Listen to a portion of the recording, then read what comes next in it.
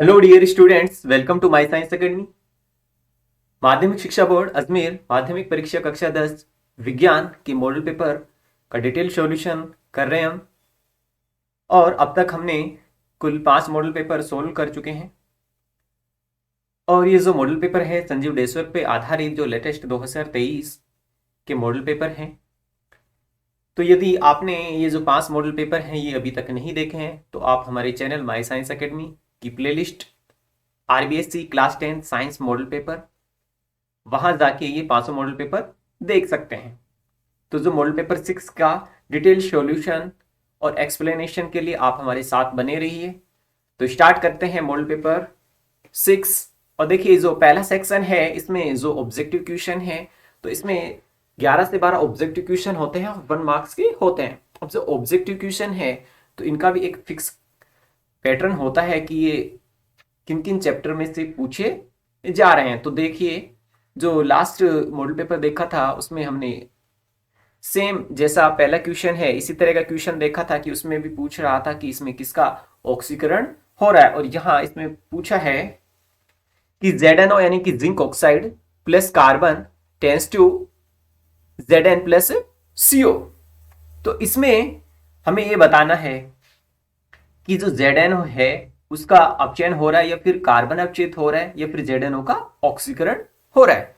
तो देखिए यह आप आसानी से देख सकते हैं कि जो ZnO है जिंक ऑक्साइड, उसका जो Zn है उसमें क्या हो रहा है, अपचयन हो रहा है। तो जैसे इसमें लैंग्वेज हमारी दे रखा है उपचयित हो रहा है, यानी कि जो ZnO है वो Zn में कन्वर्ट हो रहा है। तो इसमें जो राइट आंसर होगा हमारा सी होगा, सॉरी ए होगा। और यदि आपसे ये पूछे कि जैसे कि किसका ऑक्सीकरण हो रहा है, तो जैसे कार्बन में ऑक्सीजन का ऐड हो रहा है और CO बन रहा है, तो अगर ये ऑप्शन होता तो हम उस पर भी विचार कर सकते थे कि ये इसका ऑक्सीकरण हो रहा है। तो यह हमारे पास बेस्ट सुटेबल ऑप्शन यही है कि इसका ZnO को क्या हो रहा है, अपचयन हो रहा है। नेक्स्ट है कि दांत साफ करने के लिए प्रयुक्त टूथपेस्ट की प्रकृति किस प्रकार की होती है। तो देखिए जो लास्ट मॉडल पेपर था उसमें भी मैंने एक्सप्लेन किया था कि जैसे कि मुंह में जैसे शुगर वगैरह कुछ ऐसा कुछ भी हम खाना खाते हैं तो उससे जो बैक्टीरिया के कारण जो दांतों की प्रकृति है, यानी कि इनके बीच में एसिडिक जो सब्सटेंस है वो जमा हो जाते हैं। तो जो हम टूथपेस्ट करते हैं वो दांतों की जो अम्लता है उसे समाप्त करने के लिए करते हैं। तो देखिए अम्लता को समाप्त करना है यानी कि अम्लता को उदासीन करना है तो किससे कर सकते हैं भाई, अम्ल को उदास कर सकते हैं क्षार से। तो अगर दांतों की प्रकृति अम्लीय हो गई तो किसी क्षारीय पदार्थ से ही हम इसे क्या कर सकते हैं, उदासीन कर सकते हैं। तो इसका तात्पर्य हुआ कि जो टूथपेस्ट है हमारा ये क्या होता है, क्षारीय होता है। नेक्स्ट है कि उत्कृष्ट गैस नहीं है। तो अगर आपने जैसे प्रीवियस ईयर के कुछ क्वेश्चन देखे हैं या फिर जैसे लास्ट मॉडल पेपर देखे हैं तो वहां भी आपने देखा होगा कि जो उत्कृष्ट गैस है उससे रिलेटेड क्वेश्चन पूछा जा रहा है। तो यहां देखिए जो पूछा है कि उत्कृष्ट गैस नहीं है, तो जो हमारे हीलियम है, नियोन है, आर्गन है, क्रिप्टॉन है, जीनोन है, ये सब क्या है, उत्कृष्ट गैसें हैं। तो ये जो नाइट्रोजन है ये उत्कृष्ट गैस नहीं है। फोर्थ है कि किस हार्मोन के निर्माण के लिए आयोडीन आवश्यक है। तो देखिए जो हमारा गला होता है उसमें एक थायराइड ग्रंथि होती है और वहां जो थायरोक्सिन हार्मोन स्त्रावित होता है, तो इसके स्त्रावित होने के लिए हमें आयोडीन की आवश्यकता होती है। और आयोडीन की कमी से आपको पता है गलगंड या घेंगा रोग हो जाता है। और ये रोग जो पहाड़ी क्षेत्रों पे यानी कि अत्यधिक ऊंचाई पे रहते हैं उन लोगों को ज्यादा होता है। और जो समुद्र के पास रहते हैं यानी कि समुद्री भोजन करते हैं तो उनको जो थायराइड रोग के होने की संभावना बहुत कम रहती है। अगर इसके जैसे और हार्मोन देखें तो जैसे इंसुलिन है, ये जो हमारी मधुमेह रोग होती है, शुगर होती है, उसको नियंत्रित करने वाला हार्मोन है। टेस्टोस्टेरोन मानव जो मानव में नर जनन तंत्र है उससे स्रावित हार्मोन होता है टेस्टोस्टेरोन। और वृद्धि हार्मोन किससे संबंधित है, पादप हार्मोन, जैसे ऑक्सीन, जिब्रेलिन, ये क्या है, वृद्धि हार्मोन है। नेक्स्ट देखिए कि पृथ्वी के प्राथमिक एवं प्राचीन वातावरण में अनुपस्थित थी। तो देखिए जो प्राचीन जो पृथ्वी थी हमारी, उस टाइम में जो ऑक्सीजन यहाँ पे क्या थी, एब्सेंस थी। अच्छा, इसमें ये पूछा कि वातावरण में अनुपस्थित, तो ये हमारी ऑक्सीजन हो जाएगी। ये जो हमारी मेथेन गैस थी, अमोनिया थी, हाइड्रोजन सल्फाइड यानी H2S, ये सब प्रेजेंट थी और ऑक्सीजन क्या थी, अनुपस्थित थी। नेक्स्ट देखिए, प्रकाश का अपने पथ में रखी छोटी अपारदर्शी वस्तु से किनारे पर मुड़ने की प्रवृत्ति, यानी कि प्रकाश का किसी अपारदर्शी वस्तु से टकरा के वापस लौटना, ये क्या कहलाता है, ये विवर्तन कहलाता है। परावर्तन, परावर्तन भी किसी वस्तु से टकरा के ये लौटना होता है। लेकिन जैसे किनारों पर मुड़ने की अगर बात हो तो वो क्या होगा, विवर्तन होगा। और अपवर्तन में एक माध्यम से यदि किरण दूसरे माध्यम में जाती है तो वो जो अपने पृथककारी पृष्ठ से क्या हो जाती है, विचलित हो जाती है। और विक्षेपण, जैसे रंगों का विक्षेपण होता है, जैसे वर्ण विक्षेपण, जैसे श्वेत प्रकाश है उसका 7 रंगों में टूटना, तो वो विक्षेपण होता है। नेक्स्ट है 7th क्वेश्चन है हमारा, बीजाणु समासन किसमें उपस्थित होता है। तो देखिए जो प्रीवियस मॉडल पेपर है उसमें भी एक क्वेश्चन मैंने एक्सप्लेन किया है कि जो बीजाणु महासंघ या समासंघ जो भी नाम से आपके आता है ये, तो ये जो हमारा राइजोपस, जैसे राइजोबियम अपने बैक्टीरिया का नाम सुना होगा, तो ये राइजोपस में उपस्थित होता है। नेक्स्ट है कि प्रकाश नेत्र में एक पतली झिल्ली से होकर प्रवेश करता है, जिसे क्या कहते हैं, कि जो हमारा मानव का नेत्र होता है उसमें प्रकाश किससे प्रवेश करता है। तो देखिए जो सामने हमारा जो भाग होता है ये काला काला, ये होता है कॉर्निया, जिससे प्रकाश अंदर प्रवेश करता है। और रेटिना पर ये आपतित होता है, जिससे हमें वस्तुएं बनती हैं। और जो सफेद वाला भाग होता है ये परितारिका होती है। और एक जो आंख में एक द्रव भरा होता है जिसे हम काचाभ द्रव कहते हैं। अब देखिए किसी, नेक्स्ट क्वेश्चन है, किसी चालक का प्रतिरोध निर्भर करता है। तो जो चालक का प्रतिरोध है वो उसकी लंबाई पे निर्भर करता है क्या, करता है। अच्छा, चालक के अनुप्रस्थ काट क्षेत्रफल पे निर्भर करता है क्या,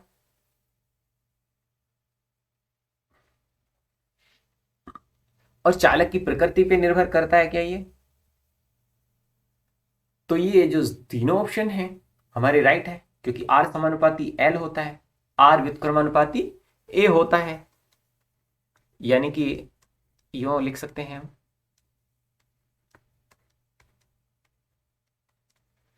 तो ये दोनों चीजें बात ठीक है। और चालक की प्रकृति उस पर भी निर्भर करता है, तो जो हमारे सभी ऑप्शन राइट है।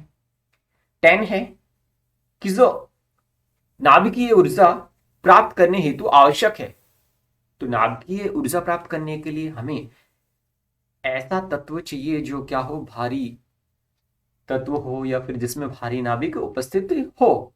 तो देखिए जो सिलिकॉन है इससे हम नहीं प्राप्त कर सकते, क्रोमियम है इससे भी नहीं प्राप्त कर सकते, एल्युमिनियम से भी नहीं कर सकते। तो जैसे यूरेनियम है, नेपच्यूनियम है, तो इस तरह के जो तत्व हैं इनसे नाभिकीय ऊर्जा प्राप्त कर सकते हैं। 11th क्वेश्चन है कि खाद्य जाल में ऊर्जा का प्रवाह होता है। तो ऊर्जा का प्रवाह कैसा होता है, हमेशा एक दिशीय होता है। नेक्स्ट क्वेश्चन है, जैव विविधता के विशिष्ट स्थल हॉटस्पॉट्स कौन है। तो देखिए जो एक ऑब्जेक्टिव क्वेश्चन आपके जो प्राकृतिक संसाधन वाला चैप्टर है उसमें से ऐसा पूछा जा रहा है, या तो जैव विविधता से रिलेटेड, या फिर नवीनकरणीय अनवीनकरणीय स्रोतों के बारे में, या फिर वन के बारे में, या फिर डैम के बारे में, ऐसा क्वेश्चन इसमें से पूछा जा रहा है। तो देखिए जैव विविधता के जो विशेष स्थल यानी कि हॉट स्पॉट्स हैं, तो जो हॉट स्पॉट होते हैं इसके वन, कि जहां जैव विविधता सर्वाधिक पाई जाती है। तो ये शहर में या गांव में थोड़ी पाई जाती है। जैव विविधता यानी कि ऐसा स्थान जहां विभिन्न प्रजातियां, चाहे वो पादपों की हो या फिर वो जानवरों की हो, वो निवास करती हैं। रिक्त स्थानों की पूर्ति कीजिए। तो देखिए जो प्रश्न 2 होगा आपका वो भी 1 नंबर का होगा और रिक्त स्थान इसमें आपसे पूछे जाएंगे। तो देखिए कार्बन की संयोजकता क्या होती है? कार्बन होता है चतुर्संयोजी यानी कि 4 संयोजकता इसकी होती है। कार्बन परमाणु परमाणु संख्या के आधार पर तत्वों का वर्गीकरण किसने किया था? मोजले ने किया था। प्रमुख कार्य प्रणाली में बने खाद्य पदार्थ को पौधे के प्रत्येक भाग में पहुंचाना। तो देखिए जो पादप होता है उसमें 2 मुख्य जो संरचनाएं हैं जिनसे आप से क्वेश्चन पूछा जाता है, जाइलम से रिलेटेड या फ्लोएम से रिलेटेड। तो देखिए फ्लोएम है, फ्लोएम से आप ध्यान रखिए, फ्लोएम से तात्पर्य है कि जो भी फूड बना है, पत्तियों ने खाना बनाया है, उसको पौधे के प्रत्येक भाग तक पहुंचाना, तो उसको कौन पहुंचाएगा? फ्लोएम। जाइलम क्या करता है? जो जल और लवण है उसको पौधे के प्रत्येक भाग तक पहुंचाता है। ऑक्सीन परहों के अग्रभाग में संश्लेषित होता है। तो ऑक्सीन क्या है? पादप हार्मोन है। ये कहाँ संश्लेषित होता है? अक्सर इससे रिलेटेड भी क्वेश्चन पूछा जा रहा है। जैसे पादप हार्मोन ऑक्सीन है, जिब्रेलिन है, एब्सिसिक अम्ल है, तो ये कुछ हार्मोन हैं जिनको आपको ध्यान रखना है। नेक्स्ट क्वेश्चन है कि किसी चालक में उत्पन्न ऊष्मा चालक के प्रतिरोध की क्या होती है? अनुक्रमानुपाती होती है। जैसे मैंने बताया आर समानुपाती एल और आर व्युत्क्रमानुपाती ए के, यानी कि अनुप्रस्थ काट क्षेत्रफल के। चुंबकीय क्षेत्र एक ऐसी राशि है जिसमें परिमाण तथा दिशा दोनों होती है। ये आपको थोड़ा सा इसमें देखने में प्रॉब्लम होगा, तो ये जैसे इसके आंसर मैंने यहाँ लिख दिए थे, आगे वैसे क्वेश्चन की दोबारा से मैंने पीडीएफ भी बनाई थी। चिप्स बनाने वाले चिप्स की थैली में कौन सी गैस युक्त कर देते हैं ताकि चिप्स का उपचयन ना हो? तो देखिए जो नाइट्रोजन गैस है वो भर देते हैं, जिससे क्या होता है कि इसमें जो विकृत ग्रंथिता, इससे रिलेटेड भी क्वेश्चन पूछा जा रहा है विकृत ग्रंथिता से। तो ये भी पूछा जाता है कि जैसे विकृत ग्रंथिता से बचाव के लिए कौन सी गैस उपयोग करते हैं? तो नाइट्रोजन गैस प्रयुक्त करते हैं, जिससे इसका उपचयन नहीं होता, इसमें दुर्गंध उत्पन्न नहीं होती और लंबे समय तक एक सामग्री अच्छी से बनी रहती है। हाइड्रोजन आयन की सांद्रता मापने की विधि किस वैज्ञानिक के द्वारा दी गई है? 1 नंबर का क्वेश्चन है, तो सोरेनसन हमारा आंसर हो जाएगा, सोरेनसन ने दी है। ऐसी कौन सी धातुएं जिन्हें हथेली पर रखने पर पिघलने लगती हैं? यानी कि जो रूम टेम्परेचर पे लिक्विड अवस्था में होती हैं। तो जैसे गैलियम है और सीजियम है, ये दोनों धातुएं पिघल जाएंगे यदि हम हथेली पे रखेंगे तो। एल्डिहाइड यानी कि जो CHO होता है हमारा, इसका सूत्र लिखना है।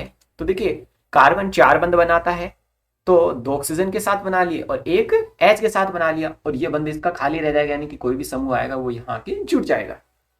डोब्रेन के त्रिक का उदाहरण, यानी कि जो क्लोरीन है, ब्रोमीन है और आयोडीन है, तो ये त्रिक का पालन करते हैं इनके जो गुणधर्मों के आधार पे। मानव शरीर में पाई जाने वाली कौन सी ग्रंथि अंतःस्त्रावी एवं बहिस्त्रावी ग्रंथियां हैं? तो एक क्वेश्चन आपसे ऑब्जेक्टिव में भी पूछा जा सकता है कि अंतःस्त्रावी ग्रंथियों के एग्जाम्पल या बहिस्त्रावी ग्रंथियों की एग्जाम्पल। तो जैसे 3 प्रकार की ग्रंथियां हैं, अंतःस्त्रावी ग्रंथि, बहिस्त्रावी ग्रंथि और मिश्रित ग्रंथि। तो जो अग्नाशय है पेनक्रियास, वो इसका आंसर होगा। महिलाओं में कॉपर्टी को कहाँ स्थापित किया जाता है? महिलाओं में जो कॉपर्टी है वो गर्भाशय में स्थापित की जाती है। किस धातु का प्रयोग फ्यूज बनाने के लिए किया जाता है? तो जो हमारा फ्यूज है, यानी कि फ्यूज तार किसका बना होता है? तांबा या टिन सीसा मिश्र धातु का बना होता है। फ्यूज तार से रिलेटेड एक क्वेश्चन अक्सर रिपीट होता रहता है, तो फ्यूज तार का क्वेश्चन आप जरूर देख के जाइए। मानव शरीर के उन दो भागों के नाम बताइए जिनमें चुंबकीय क्षेत्र का उत्पन्न होना महत्वपूर्ण है। तो एक तो जो हमारा हार्ट है और एक हमारा माइंड है। चुंबकीय क्षेत्र में किसी विद्युत धारावाही चालक पर बल का विचार किसने दिया? तो ये जो हमारा एम्पियर था, उसने ये विद्युत धारावाही चालक के लिए ये नियम दिया था और ये बताया था कि कोई भी जो धारावाही चालक है, अगर उसमें धारा प्रवाहित हो रही है तो वहां चुंबकीय क्षेत्र भी उत्पन्न होगा। इसका नियम भी है लेकिन वो यहाँ पूछा नहीं है। बायोगैस संयंत्र में प्राप्त स्लरी में उपस्थित यौगिक कौन कौन से होते हैं? तो स्लरी में नाइट्रोजन और फास्फोरस के यौगिक बहुत अधिक मात्रा में होते हैं। जैव न्यूनीकरण किसे कहते हैं? जैव न्यूनीकरण से तात्पर्य है कि वे पदार्थ जो जैविक यानी कि जो बैक्टीरिया वगैरह है इनके द्वारा अपघटित हो सकते हैं, वो जैव न्यूनीकरण करणीय कहलाते हैं।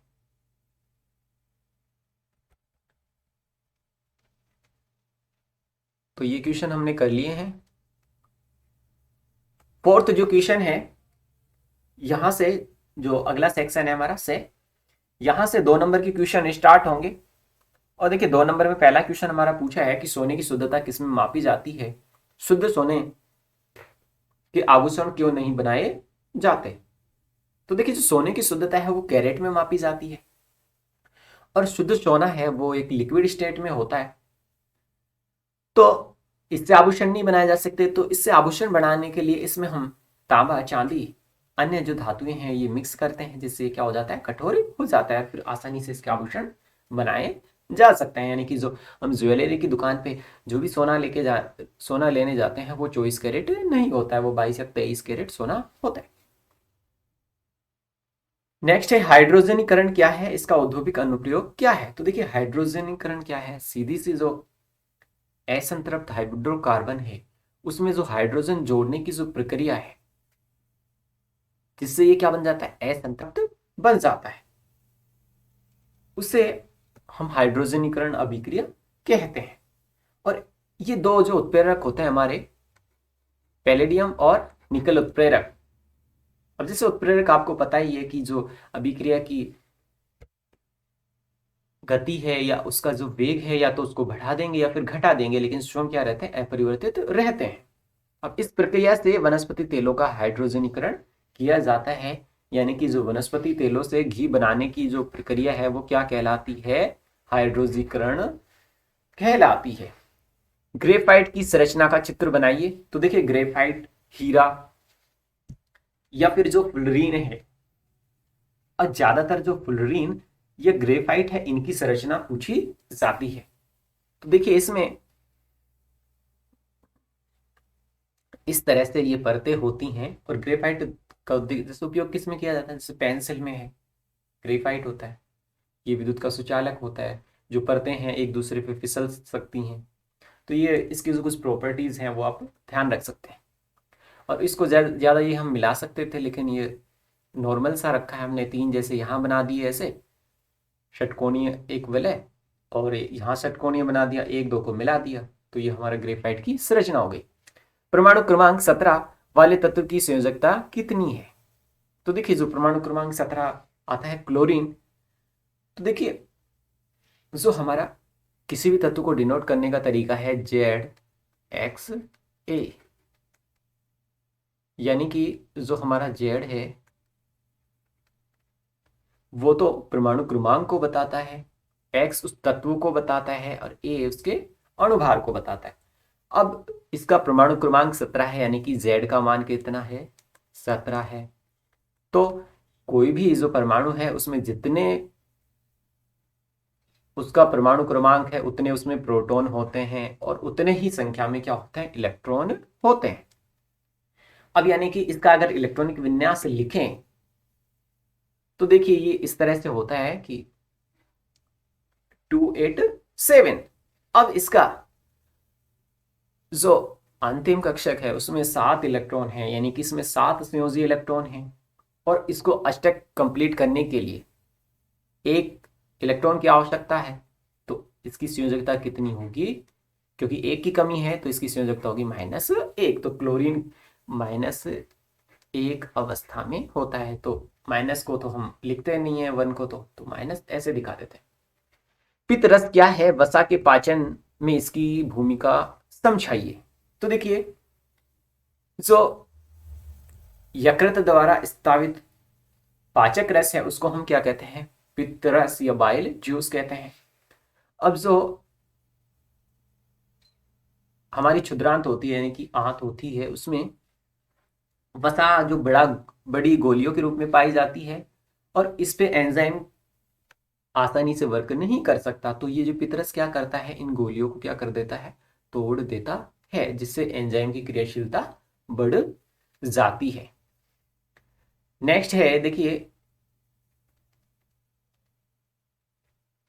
कि जो शुक्र जनन है और अंड जनन में कोई दो अंतर बताने हैं। तो देखिए सबसे पहले शुक्र जनन किस में होता है, नर में होता है। तो नर में जो नर जनन तंत्र में होता है वृषण, तो वृषणों में शुक्र जनन संपन्न होता है, यानी कि जो शुक्राणु का निर्माण वृषणों में होता है। ऐसे अंड जनन की बात करें, ये मादा में जो ओवरी होती है वहां संपन्न होती है, और शुक्र जनन की क्रिया प्राणी में जीवन भर जारी रहती है, तथा जो अंडजनन है ये एक निश्चित आयु के बाद समाप्त हो जाती है। ऑन एवरेज हम देखते हैं कि जो 45 से 50 की आयु होती है वो महिलाओं में, उसके बाद से जो मीनोपेज अवस्था आ जाती है, यानी कि जो पीरियड्स बंद हो जाते हैं, तो अंडे का निर्माण नहीं होता, और इसके बाद जो लेडीज के प्रेग्नेंट होने की संभावनाएं घटती जाती हैं।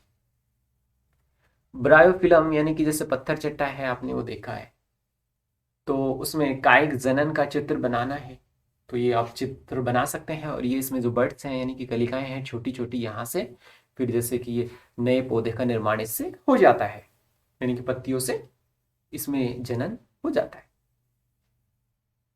नेक्स्ट है कि लेंस का सूत्र क्या होता है और इसकी क्या विशेषता है। तो देखिए लेंस में जो प्रतिबिंब की दूरी यू से होती है, सॉरी बिंब की दूरी u से होती है और प्रतिबिंब की दूरी v से होती है, और f उसकी फोकस दूरी होती है। तो इनके बीच में जो संबंध होता है वो लेंस सूत्र के द्वारा दिया जाता है, और ये सभी लेंसों के लिए मान्य होता है। किसी दिए गए क्षेत्र में चुंबकीय क्षेत्र एक समान है, इसे निरूपित करने के लिए आरेख खींचिए। तो देखिए धारावाही परिनलिका है, अब उसके अंदर चुंबकीय क्षेत्र एक समान है, तो जैसे ये धारावाही परिनलिकाएं हैं, इसमें जैसे ये तांबे के तार से बनी ऐसे कुंडलियां यानी कि तार लपेट रखे हैं, तो वो परिनलिका है। अब उसमें से धारा प्रवाहित हो रही है, प्लस है माइनस है। अब इसमें जो चुंबकीय क्षेत्र रेखाएं हैं ये इधर से बाहर की तरफ, इधर से इधर की तरफ ये इस तरह से होंगी, और चुंबकीय क्षेत्र एक समान है तो ये ऐसे सीधी सीधी रेखाएं हम ये दिखा रहे हैं इस बाहर निकलती हुई, क्योंकि यहाँ स्पेस इतना ही था तो मैंने ये इस तरह से बनाया, ये आपस में टच नहीं करेंगे। और ये किस तरह से बह रही है, जैसे इधर हमारा एस सिरा है, इधर एन सिरा है। गैल्वेनोमीटर क्या है, इसकी उपयोगिता बताइए। तो देखिए गैल्वेनोमीटर क्या होता है कि गैल्वेनोमीटर किसी भी जो विद्युत परिपथ है उसमें विद्युत धारा बह रही है या नहीं बह रही है, इसको गैल्वेनोमीटर बताता है। गैल्वेनोमीटर को हम धारा का जासूस भी कहते हैं। अब कोई भी जो परिपथ है उसमें यदि धारा प्रवाहित नहीं हो रही है, यानी कि धारा शून्य है, तो ये जो संकेतक है बीच में ही रहता है, यानी कि शून्य शून्य होता है इसमें बीच में। अब ये यदि धारा की दिशा पे डिपेंड करता है, जैसे अगर मान लो धारा बाईं तरफ बह रही है मान लो, तो ये जैसे मान लो बाईं तरफ विक्षेप कर रहा है। अगर जैसे मान लो धारा दूसरी डायरेक्शन में बह रही है तो ये दाईं तरफ विक्षेप कर रहा है, तो ये धारा की दिशा क्या बताता है। श्रेणीक्रम एवं समांतर क्रम संयोजन में अंतर लिखिए। तो देखिए यहाँ से एक क्वेश्चन डेफिनेटली पूछा जाएगा, या तो श्रेणीक्रम या समांतर क्रम संयोजन की डेफिनेशन, या फिर इनसे रिलेटेड एक न्यूमेरिकल पूछा जाएगा। तो देखिए श्रेणीक्रम संयोजन में क्या होता है कि जो प्रतिरोध है आपस में 1 by 1 ऐसे जुड़े होते हैं एक लाइन के रूप में। तो इसमें प्रतिरोध में जो प्रवाहित धारा का मान क्या होता है, समान होता है। जबकि समांतर क्रम में क्या होता है कि इनके जो एक सिरा इस तरह से जुड़ा होता है, ऐसे ही दूसरा प्रतिरोध इस तरह से, और तीसरा प्रतिरोध इस तरह से, इधर जोड़ देता हूँ, इस तरह से जुड़े होते हैं, और इनके दूसरे सिरे दूसरे एंड पे जुड़े होते हैं। इस तरह से ये संयोजन होता है। तो इसमें जो धारा का मान क्या होगा, जैसे धारा अगर यहाँ आ रही है आई, तो ये डिवाइड हो जाएगी I1 I2 एंड I3 में, यानी कि धारा का मान भिन्न भिन्न होता है। ऐसे ही इसमें श्रेणीक्रम संयोजन में प्रतिरोध के सिरों के मध्य विभवांतर क्या होता है, समान होता है, क्योंकि जैसे ये श्रेणीक्रम संयोजन है तो इसमें जो विभवांतर है वो क्या होता है, समान होता है। ऐसे ही जो समांतर क्रम संयोजन होता है उसमें प्रतिरोध के सिरों के मध्य विभवांतर क्या होता है, समान होता है। नेक्स्ट देखिए,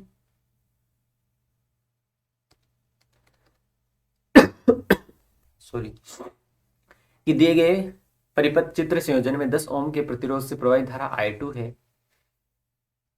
तो I2 का मान हमें ज्ञात करना है। तो सबसे पहले देखिए कैसा संयोजन है, तो ये हमारा समांतर क्रम संयोजन है। यहां देखिए ये V का मान दे रखा है हमें, जो 12 वोल्ट है, और ये धारा इसमें अलग बहेगी, इसमें अलग बहेगी। तो I2 का मान ज्ञात करना है, ये R का मान दे रखा है, तो हम जानते हैं V इक्वल टू IR होता है, तो यहां से हम निकाल सकते हैं।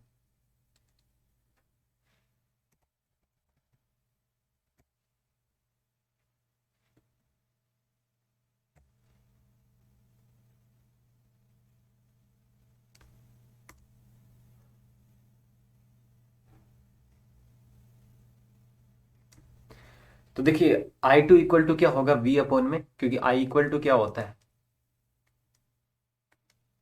V इक्वल टू IR होता है।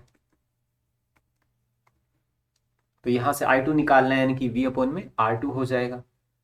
अब V कितना है दे रखा है, 12 वोल्ट की बैटरी जुड़ी हुई है, तो 12, R2 का मान कितना है 10, तो यहां से कितना आ गया 0.2 एम्पियर।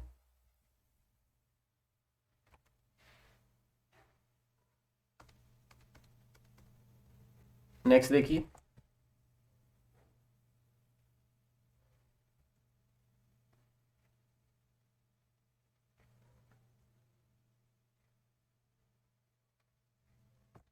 सौर कुकर का उपयोग करने का एक लाभ एक हानि बताइए। तो देखिए सौर कुकर, जो हमारा सौर कुकर है, वो ईंधन न जलने के कारण इसमें किसी प्रकार का प्रदूषण नहीं होता। लेकिन सौर कुकर जो सूर्य जब उपस्थित होता है तभी ये वर्क करता है। तो सौर कुकर में जैसे जो दर्पण होता है, अवतल दर्पण होता है, अब जैसे सौर कुकर है, तो सौर कुकर को लाइट चाहिए, रात्रि में लाइट नहीं होती है, या फिर जैसे बरसात का मौसम है, बादल वाले दिनों में काम नहीं करता है। रासायनिक अभिक्रिया किसे कहते हैं, तो देखिए रासायनिक अभिक्रिया किसे कहते हैं,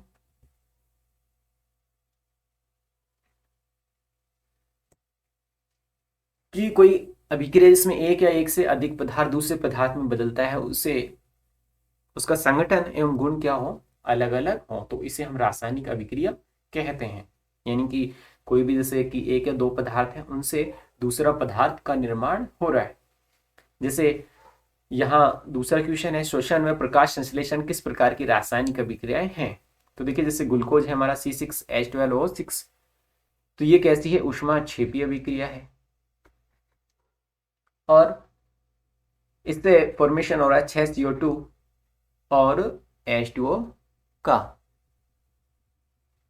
ऐसे ही जो दूसरी इक्वेशन है, प्रकाश संश्लेषण एक ऊष्मा शोषीय अभिक्रिया है, इसमें 6CO2 प्लस 6H2O, और ये सनलाइट की प्रेजेंस में होती है, जिससे हमारा ग्लूकोज का निर्माण होता है। जैसे पौधों में जो ग्लूकोज का निर्माण होता है इसी अभिक्रिया से होता है, यानी कि CO2 और H2O की उपस्थिति में। तो ये प्रकाश संश्लेषण कैसी है, ऊष्मा शोषी अभिक्रिया है। नेक्स्ट देखिए, वृद्धि निरोधक पदार्थ किसे कहते हैं, पादप स्ट्रेस हार्मोन के रूप में किसे जाना जाता है, इसका एक कार्य भी बताइए।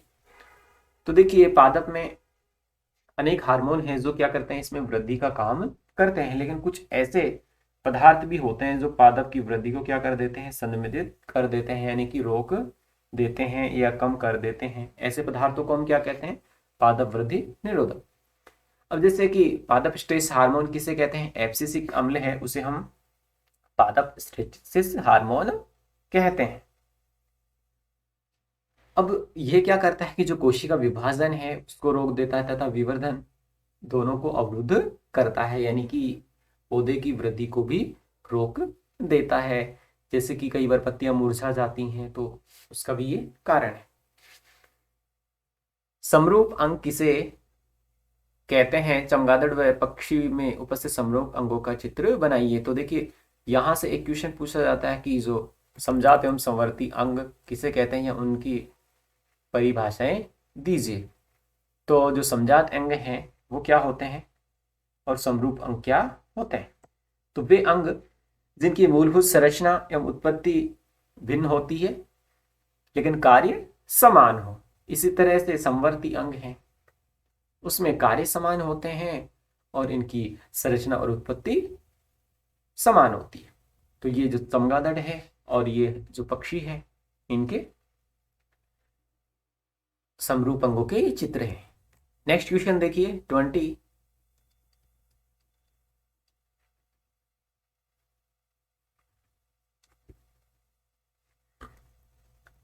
नेक्स्ट क्वेश्चन है कि एक प्रकाश की किरण प्रिज्म में कितनी बार अपवर्तित होती है और प्रत्येक बार अपवर्तित किरण की दिशा क्या होगी। देखिए जब प्रकाश किरण प्रिज्म से गुजरती है तो देखिए प्रिज्म क्या होता है, ये कांच का एक उपकरण होता है जिसमें क्या होता है कि अपवर्तन पे आधारित होता है। जब भी इसमें जो हमारा श्वेत प्रकाश है, यानी कि जैसे कि सूर्य का प्रकाश होता है उसे हम श्वेत प्रकाश या मिश्रित प्रकाश कहते हैं। तो जब श्वेत प्रकाश इस पे आपतित होता है तो इससे जो निकलने वाला प्रकाश है उसमें 7 रंग होते हैं, यानी कि ये वर्ण विक्षेपण का कार्य भी करता है, यानी कि जो श्वेत प्रकाश है उसको 7 रंगों में डिवाइड कर देता है। तो देखिए जब पहली बार जो किरण है वो यहाँ हवा से कांच में प्रवेश करेगी और दूसरी बार ये कांच से हवा में, यानी कि कांच के अंदर जाने के बाद ये बाहर निकलेगी। तो अपवर्तन इसमें कितनी बार हुआ, 2 बार हुआ। तो प्रत्येक बार ये प्रिज्म के आधार की तरफ मुड़ती है। अब ये वर्ण विक्षेपण क्या होता है कि जो श्वेत प्रकाश, जैसे सूर्य का प्रकाश होता है, श्वेत प्रकाश होता है, मिश्रित प्रकाश होता है, 7 रंगों का समूह होता है, उसका विभिन्न रंगों में टूटना क्या कहलाता है, वर्ण विक्षेपण कहलाता है।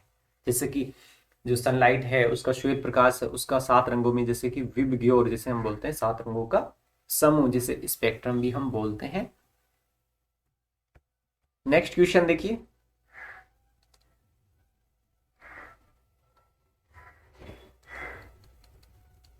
ये जो हमारा इसका डायग्राम है प्रिज्म से वर्ण विक्षेपण का, कि जब पहली बार जो किरण है यहां से देखिए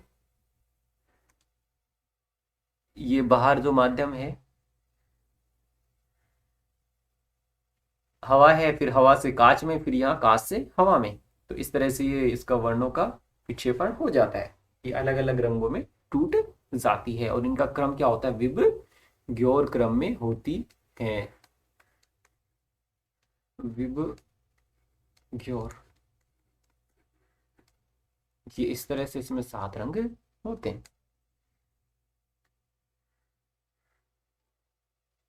नेक्स्ट देखिए निबंधात्मक प्रश्न, जो लास्ट जो हमारा सेक्शन है उसमें निबंधात्मक प्रश्न होंगे और 4 नंबर का एक प्रश्न होगा।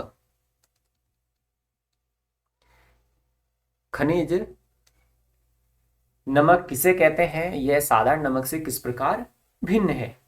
तो देखिए खनिज नमक की अगर हम बात करें, ये साधारण नमक से किस प्रकार से भिन्न है, कि देखिए जो खनिज नमक है ये ठोस लवणों के निक्षेप के रूप में पाया जाता है और इसमें जो बड़े आकार के क्रिस्टल पाए जाते हैं।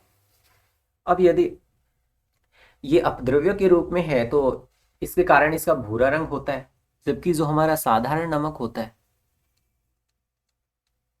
वो अपद्रव्यों के रूप में नहीं पाया जाए, यानी कि उसमें अपद्रव्य का अभाव होता है, इसलिए श्वेत रंग में पाया जाता है। तो ये श्वेत रंग का क्रिस्टल होता है और वो भूरे रंग के क्रिस्टल के रूप में पाया जाता है। दूसरा क्वेश्चन है पीओपी से रिलेटेड, कि इसे पीओपी के नाम से क्यों जाना जाता है। तो देखिए प्राचीन समय में जो पेरिस शहर है उसके निकट जिप्सम से बड़ी मात्रा में कैल्शियम सल्फेट अर्धहाइड्रेट का निर्माण किया जाता था, इसलिए इसे पीओपी यानी कि प्लास्टर ऑफ पेरिस के नाम से जाना जाता है। नेक्स्ट देखिए,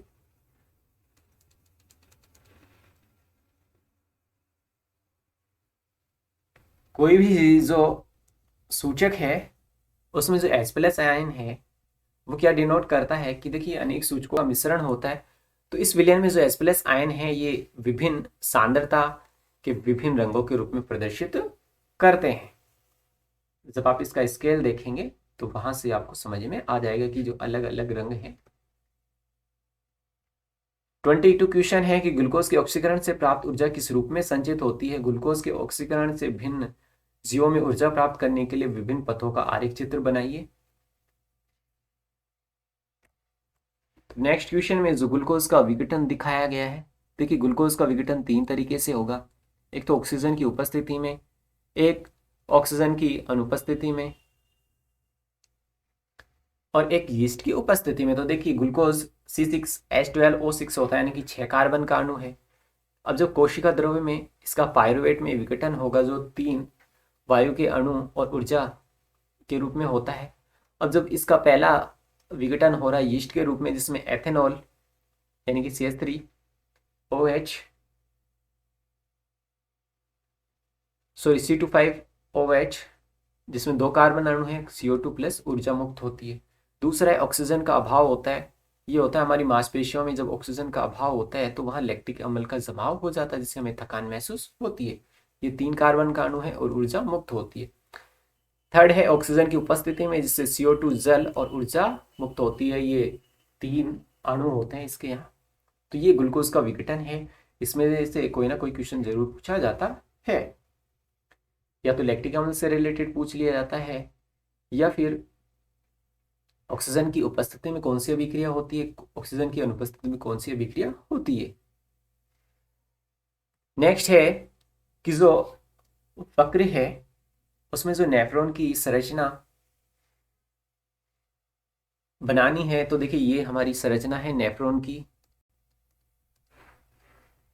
इससे पहले हमारा इसमें ये क्वेश्चन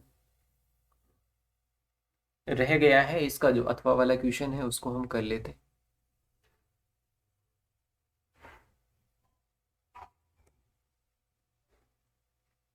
शायद 21 वाला भी मैंने मिस कर दिया है, तो 21 वाला पहले कर लेते हैं। हाँ, देखिए निम्नलिखित को मैच करना है। ये जो, हाँ ये भी नहीं के सार्वत्रिक के सार्वभौम सूचक क्या होते हैं, तो मैंने बता दिया कि सूचक का मिश्रण होता है और ये किसी विलयन में H+ आयन की विभिन्न सांद्रता के विभिन्न विभिन्न रंग होते हैं।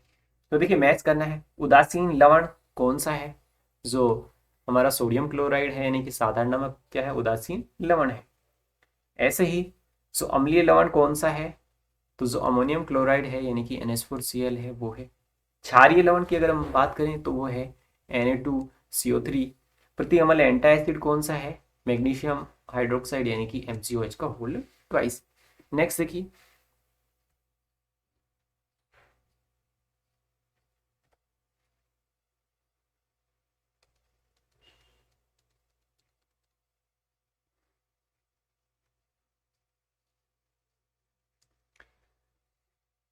प्रोटीन कार्बोहाइड्रेट तथा वसा के पाचन से क्या प्राप्त होता है।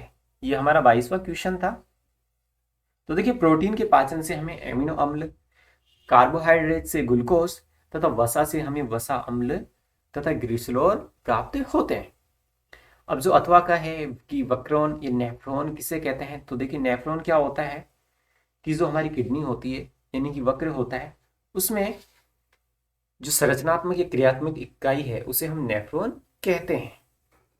अब इसमें निषेधन की प्रक्रिया होती है और कम से कम 10 लाख नेफ्रॉन हमारी जो किडनी में प्रेजेंट होते हैं, जो यूरिन के छानने का काम करते हैं कि जो हमारा ब्लड वगैरह है इसमें जो उत्सर्जी पदार्थ है उनको बाहर निकालते हैं। अब इसकी संरचना है आप यहाँ से देख सकते हैं। सेकंड जो क्वेश्चन है कि यूरिन बनने की मात्रा का नियमन किस प्रकार से होता है, तो वो भी हम देख लेते हैं। ये हमारी स्ट्रक्चर है, स्ट्रक्चर आप यहाँ से देख सकते हैं कि ये संग्राहक नलिका होती है और इससे हमारी जो विभिन्न नलिकार काकार जो नलिकाएं हैं, ये वक्र धमनी है, वक्र शिरा है, वक्र धमनी की शिरा है, और ये ग्लोमेरुलस होता है यानी कि जो नलिकाओं का एक गुच्छा होता है। यहाँ जो हमारा यूरिन वगैरह है, ब्लड है, वो क्षमता है और जो उत्सर्जी पदार्थ है वो इस तरह से आते हैं इन नलियों से होके और जो संग्राहक नलिका है उसमें स्टोरेज हो जाते हैं। और जो काम का जो भाग है जैसे कि प्रोटीन वगैरह है, एमिनो अम्ल है, वो वापिस से इधर चले जाते हैं क्योंकि वो उत्सर्जी पदार्थ नहीं होते हैं। तो इस तरह से ये नेफ्रॉन की संरचना बना सकते हैं। नेक्स्ट देखिए, लास्ट क्वेश्चन है कि आपको 20 सेंटीमीटर फोकस दूरी का उत्तल लेंस दिया हुआ है, आप वस्तु को कहां रखेंगे जिससे उसका वास्तविक उल्टा और बड़ा प्रतिबिंब बने। तो देखिए इसको हम कहां रखें कि वास्तविक उल्टा और बड़ा प्रतिबिंब बने। तो जो उत्तल लेंस के यदि हम फोकस पे रखेंगे तो उससे हमें बड़ा प्रतिबिंब प्राप्त होगा, यानी कि इसके सामने वस्तु को लेंस के सामने भी यदि 20 सेंटीमीटर दूरी पे रखेंगे हम तो हमें एक बड़ा और उल्टा और वास्तविक प्रतिबिंब प्राप्त होगा। एक समतल दर्पण द्वारा उत्पन्न आवर्धन +1 है, इसका क्या तात्पर्य है। तो देखिए जो आवर्धन क्षमता होती है उसको हम m से डिनोट करते हैं, ये होती है h डैश अपॉन में h होती है, यानी कि एक तो होती है प्रतिबिंब की ऊंचाई, एक होती है बिंब की ऊंचाई, दोनों का अनुपात। अब चूंकि इन दोनों का अनुपात से जो मान आ रहा है वो +1 है, यानी कि अगर +1 आ रहा है इसका तात्पर्य ये रहा कि h डैश इक्वल टू है h, यानी कि बिंब की ऊंचाई प्रतिबिंब की ऊंचाई के समान है, यानी कि प्रतिबिंब आभासी और दर्पण के पीछे की तरफ बन रहा है। अब इसी का जो लास्ट अथवा है कि समांतर प्रकाश किरणों द्वारा अवतल दर्पण के मुख्य फोकस एफ को निर्धारित करने के लिए किरण चित्र बनाइए। तो देखिए ये समांतर प्रकाश किरणें आ रही हैं, अवतल दर्पण है, तो इसमें जो ये प्रकाश केंद्र है और ये हमारा मुख्य फोकस है जहां से ये टकरा के जिस बिंदु पे मिल रही हैं, ये हमारा सी है, सॉरी यहाँ नहीं है, ये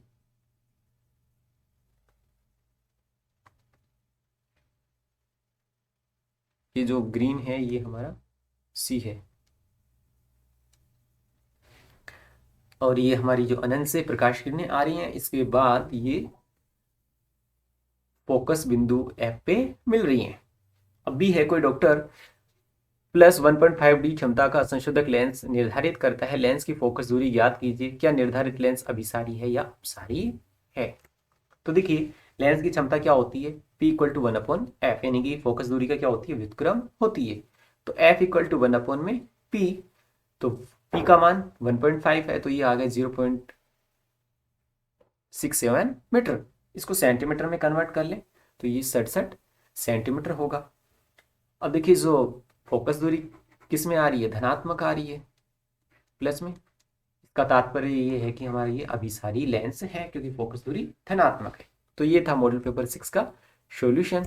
अन्य मॉडल पेपर के सॉल्यूशन के लिए आप हमारे साथ बने रहिए। Thanks for watching the video.